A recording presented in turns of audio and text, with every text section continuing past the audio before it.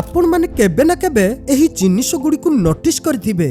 किछि लोक एमिति थांती जहा साथी रे आपण अल्प कथावार्ता करथिबे आउ सही कम कथावार्ता रे आपण ता प्रति टिके अट्रैक्ट ही जानती। एहार माने ताको आपण पसंद करबा को लागंती। आउ सही ठारे किछि एमिति भी लोक थांती जहा साथी रे आपण अल्प टिके कथा हेथिबे किंतु आपण कहिबे एहा साथी रे कथा हेबाटा ही बेकार।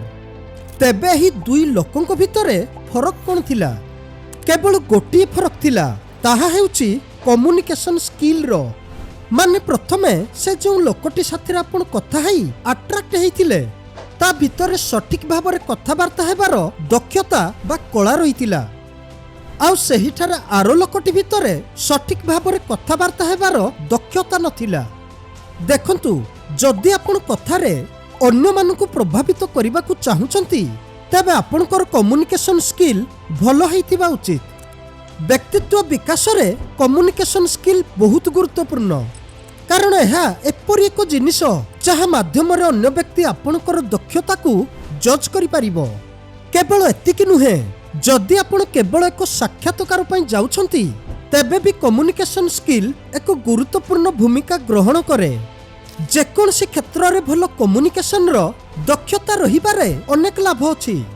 जदि आपण को कथावार्ता करिबार दक्षता जणा अछि तबे आपण शीघ्र समस्तक बंधु ही जानती।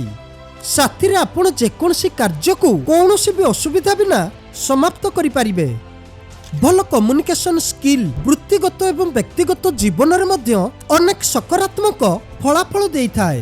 तेबे चलंतु आज कम्युनिकेशन स्किल को उन्नत करिबार 5टी सरल उपाय जानिबा। आउ एथिरु पंचमटी बहुत गुरुत्वपूर्ण, तेणु भिडियोटी को शेष पर्यंत देखंतु आउ निजर कम्युनिकेशन स्किल को उन्नत करंतु। तेबे सबुठु प्रथमटी आपण अन्य व्यक्ति को बुझंतु। काहा सहित जोगाजोग करिबा पूर्वरु से कोन कहउचंती तांको कथा को भलो भाबरे बुझिबा को पड़िबो। आपण को जानिबा को पड़िबो जे से आपण को कोन कहिबा को चाहुचंती, तेबे ही आपण तांको सहित भलो भाबरे जोगाजोग करि परिबे। तेणु प्रथमे आपण अन्य व्यक्ति को कथा को भलो भाबरे बुझंतु। से कोन कहिबा को चाहुचंती आउ से की प्रकार रो अभिव्यक्ति देउछंती ताको भलो भाबरे बुझंतु एवं ता परे आपण उत्तर रखंतु। आउ द्वितीयटी आपण सठिक शब्दर व्यवहार करंतु। कहा साथी रे कथा हेबा समय सठिक शब्दर व्यवहार करिबा उचित। देखंतु अनेक समय एपरि हेई थाए लोक माने शीघ्र जोगाजोग करिबा समय भूल शब्दर व्यवहार करंती।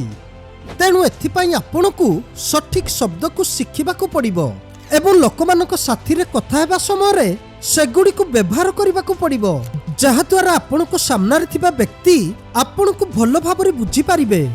एवं तृतीय रे आपण पॉइंट टू पॉइंट कथा हुअंतु, कारण तुमे तुमर बंधुक सह कथा हुओ किंबा अन्य कोनसी व्यक्ति सह मने रख जे तुमको सीधा सरल कथा हेबा को पड़िबो।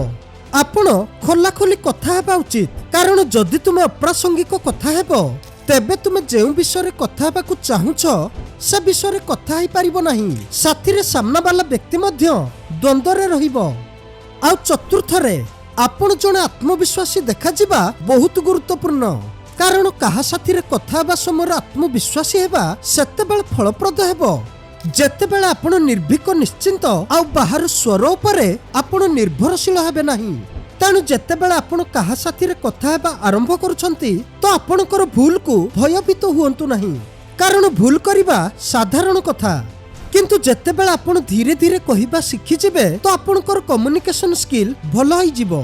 तेबे आपण कार्य पार्टी बैठक जेकोसी भी स्थान रे पूर्ण आत्मविश्वासर सह कथा हेई पारिबे। आ पंचमटी अत्यंत गुरुत्वपूर्ण, आपणकु दैनंदिन अभ्यास करिबा को पड़िबो। जदि तुमे प्रकृत रे तुमर कम्युनिकेशन स्किल को उन्नत करिबा को चाहुछ तबे तुमको प्रतिदिन अभ्यास करिबा को पड़िबो। प्रतिदिन तुमको जोगाजोगर किछि शब्द मने रखिबा को पड़िबो। साथी रे तुमे प्रतिदिन कम्युनिकेशन स्किल उपरे किछि समय बिताओ एवं किछि नुआ शब्द को सिख। एहा तुमर कम्युनिकेशन स्किल को उन्नत करिबो। जदि भिडियोटी भलो लागि थाए तो भिडियोटी को लाइक करंतु आ चैनलटी को सब्सक्राइब करंतु। तबे देखा हबो आउ गोटे भिडियो माध्यम रे। सेते पर्यंत नमस्कार।